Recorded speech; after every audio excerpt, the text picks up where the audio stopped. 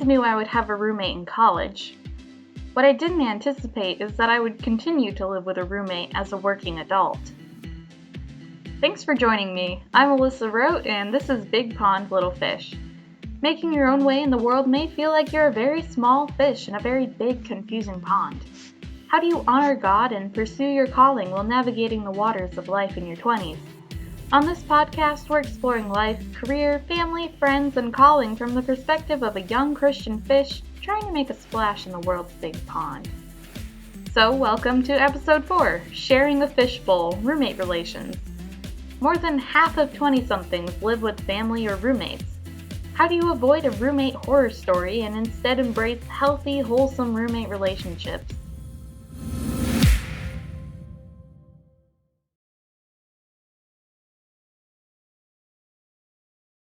Younger me would have thought it was kind of weird that I now live with a roommate post-college. But statistically, it isn't surprising. As of 2017, surveys show that more than half, or about 54%, of adults ages 23 to 29 live in doubled-up households with either roommates or family members. Having a roommate is a blessing. Aside from the financial benefits, it can mean having someone to come home to, someone to help with household chores, and someone who's in this with you. However, living with another person comes with its own share of difficulties. How do we prevent conflicts before they happen and resolve them when they inevitably arise? So, I've outlined some preventative strategies and some ideas for when problems occur. So first, let's talk about starting off on the right foot. Maybe you've been living with your roommate for a while already, or maybe you're looking for a roommate. The following strategies are best before you've been living with each other for a while, but they can still be implemented at any stage. So first, start out with prayer. Though it's not a binding, permanent situation like marriage, moving in with a roommate or two is a commitment. The other person is depending on you, and you will be spending a lot of time in close proximity with them. God created us as relational beings, but our broken sin nature can lead to conflict. Before and while living with anyone, we need His help. So, spending time asking God for wisdom, patience, and love, praying for your roommates, not just as they relate to you, but for their lives and selves as well, it's a good foundation for any sort of relationship. So second, I would say consider your compatibility. Before you move in with someone, consider whether you are compatible. If you went to college, most of us didn't have the luxury of choosing your roommate. But as an adult, you can consider your options. Just because someone is a friend does not mean you will work well with them as a roommate. In fact, sometimes friends turned roommates are more problematic because it's just assumed that conflict won't occur. So rather than considering just how fun a person is or how much you like them, think about living habits. Everyone has quirks and flaws, but do they have any that you don't think you can live with? Do you have any quirks that you know will drive them crazy? And then also consider what you and they are looking for in a living situation, whether that's length of commitment or your desire for pets. More importantly, is this someone you can rely on to keep up their part of the bargain? So third, I would say get to know each other. So before you go and organize your silverware drawer, spend some time getting to know each other. By this, I don't mean asking about each other's favorite movies or best childhood memories. I mean spending some time learning about each other's living habits. Are you a morning person or a night owl? Are you an introvert or an extrovert? Do you need to use the kitchen for your love of creating elaborate dishes, or are you more likely to eat out most nights? You may need to arrange things differently depending on schedules and preferences. So that brings us to number 4 of setting boundaries and expectations. Boundaries are going to look very different living with different people. My college roommate and I were both extroverts. We always had multiple friends crammed into our tiny dorm room and chatting and eating and doing homework and even just napping. Our door was always open and people hung out in there even when we weren't home. When I later moved to an apartment, the 4 of us agreed that we would let each other know ahead of time when we were having people over, and large groups of people were approved with one another days in advance.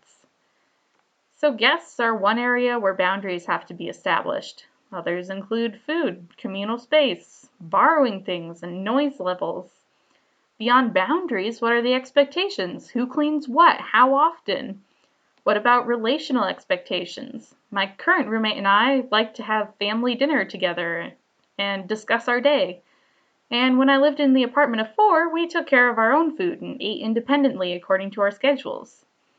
So deciding on boundaries and expectations from the beginning can prevent misunderstandings later. It can also provide a way to point back to a previous agreement if one roommate is doing something that causes another one consternation. There are roommate agreements online, and some people find writing these things down to be helpful. Many are aimed more towards college students in dorms, but they can work for house or apartment living situations as well. So, once you're living with someone, certain things can help build a better relationship. So let's talk about some strategies for living together. So first thing, respecting your roommate. Respect in this case means remembering the worth of the person you're living with as a human being created in the image of God. It means listening to their concerns and treating them with dignity and considering their needs and heart as well as your own. So when interacting with your roommate, it often involves remembering what Jesus said in Luke 6:31. Do to others as you would have them do to you. And just considering how would you feel in a situation. So second, communicating clearly and often. Checking in regularly. Ask questions and or permission, like, do you mind if I do this? Do you mind if I use this? Ask how they're feeling about a situation and if there's anything they want to discuss or anything you're doing that bothers them. So listen first and then bring up any concerns you might have. And if you feel like it would help, you can even schedule weekly check-ins in which each of you can bring forward your concerns. And speaking of concerns, let's go to number 3 of picking your battles. Every person will inevitably have quirks that bother you. However, addressing every single one will drive you both to distraction. So you can address the things that really cause problems and learn to have grace for things that might annoy you but aren't actually that big of a deal. But on the other hand, don't be afraid to make your requests known. Letting things simmer will only lead to greater problems down the road. And fourth, you can focus on being the best roommate you can be. So instead of nitpicking your roommate, you can remember we're called to love one another. So just considering how can you be a blessing. And it makes me think of John 13:34 of love one another as I have loved you, so you must love one another. And that leads us into dealing with conflict, because despite your best efforts, not every situation can be covered.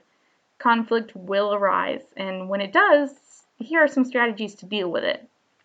So first, I probably sound like a broken record, but communication. Communicate with God, ask for His wisdom and guidance, then communicate with your roommate. This does not include passive-aggressive notes or quiet retaliation. It means sitting down and having a respectful conversation.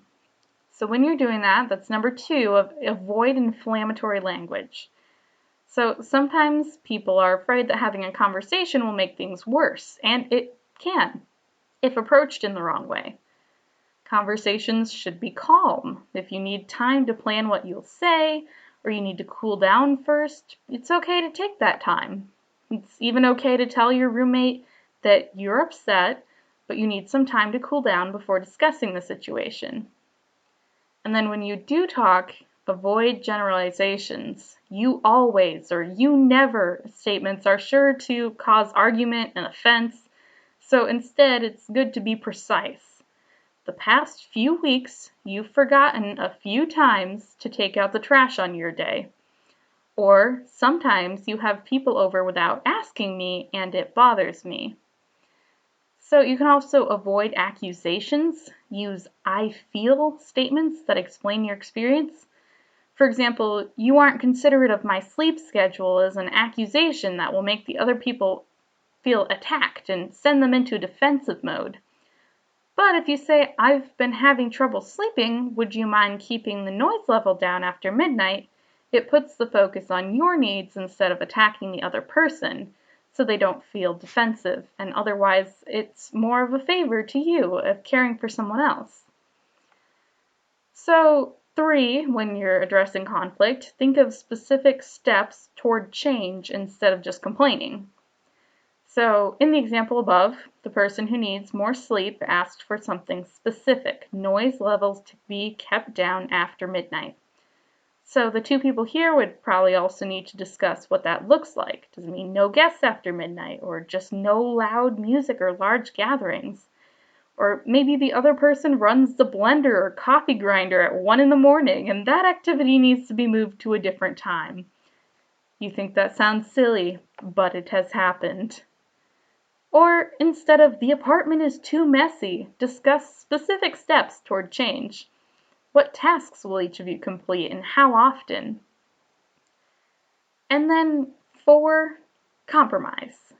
You might think the floors need to be swept twice a week. Your roommate may think once every 2 weeks is plenty. Compromise with once a week.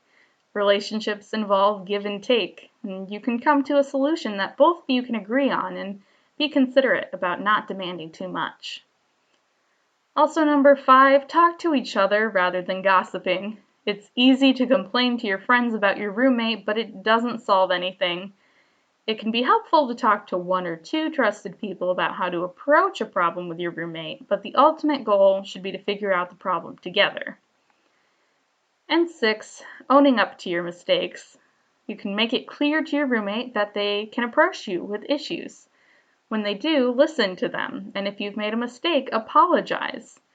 Then ask for steps you can take to make the situation better. So sometimes you may disagree with their concerns. You can try to see it from their perspective as well, though. Why does it bother them? Is there a way you can resolve the situation that's satisfactory to you both? And so that kind of leads to number 7 of when necessary, ask for a mediator. If you've taken the steps to ensure compatibility, make a roommate agreement, and keep communication open, hopefully it won't ever get to this point. But sometimes conflicts can't be resolved one-on-one. In college, an RA or a hall director might mediate. In the wider world, a pastor or a trusted mentor may be agreed upon. It's important that both of you agree to a candidate so that one person doesn't feel like the other is ganging up on them. And what if that doesn't work? That leads us to number 8 of looking for ways to part peaceably. So maybe you weren't able to choose your roommate, maybe they surprised you, but at a certain point you may realize that you simply cannot live with a person any longer. So I just want to note that if your roommate is acting illegally, that's beyond the scope of this podcast. This applies specifically to personal conflict. If there are problems that can't be resolved, even with mediation, explain that you can't live together anymore. Discuss who's leaving and who is staying, if anyone. If you're leaving the place, give them a reasonable amount of time to find a new roommate. Or if you're staying, give them a reasonable amount of time to find a new place before making them leave. These contingencies can be decided upon in your roommate agreement so that if the time comes, you have a plan in place. Hopefully that will never happen to you, but if it does, it's helpful to plan for it in the roommate agreement, and it's important to be civil about the parting with clear and open lines of communication, even if this involves a mediator.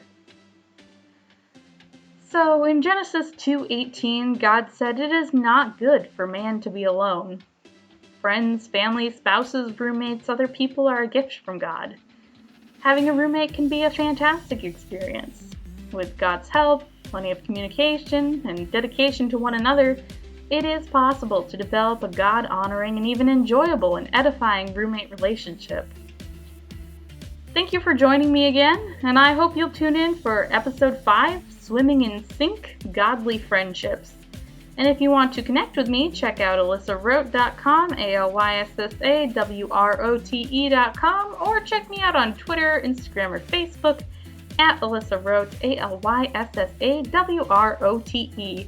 I look forward to hearing from you. Big Pond, Little Fish is a production of Life Audio and the Salem Web Network. If you enjoyed this episode, would you take a minute and leave us a rating and review in your favorite podcast app? It really does help more people like you find the show. You can find all of our episodes of Big Pond, Little Fish by visiting lifeaudio.com. This episode was produced by me, Kelly Givens, and Steven Sanders. Special thanks to Stephen McGarvey for his executive oversight. You can find more faith-affirming podcasts like this one by visiting lifeaudio.com.